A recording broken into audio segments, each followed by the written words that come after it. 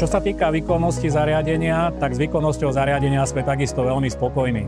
Zariadenie pracuje pomocou LED diód, ktoré v porovnaní s lampovými osvítkami majú predĺženú životnosť. To by sa nám tento benefit mal ukázať až ďalších mesiacov, respektíve rokov.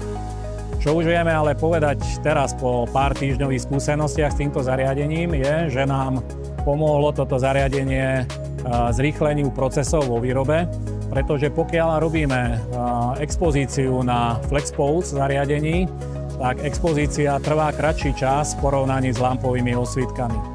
Prejavuje sa to hlavne v prípade, že používame nie plné formáty platní, ale nejaké kratšie formáty platní a je to teda tým, že zariadenie skončí tú svoju osvítovú časť, ako náhle rozozná koniec platne, vracia sa naspäť do štartovacej polohy a potom prichádza k ďalšiemu prechodu.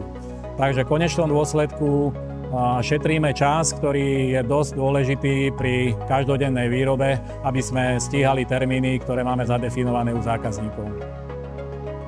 Aké sú hlavné benefity tohto zariadenia a čo by sme vedeli povedať k efektivite tohto zariadenia? Musím potvrdiť, že hlavnou výhodou je zvýšenie kvality produkcie s pomocou tohto zariadenia, kde aj v najnáročnejších častiach jednotlivých jobov je výstup veľmi kvalitný a hlavne opakovateľný. Vidíme jednoznačne spoľahlivosť tohto zariadenia a to, že sa kvalitatívny výstup z toho zariadenia opakuje plát za plátom, že sú neni nejaké veľké rozdiely v kvalite.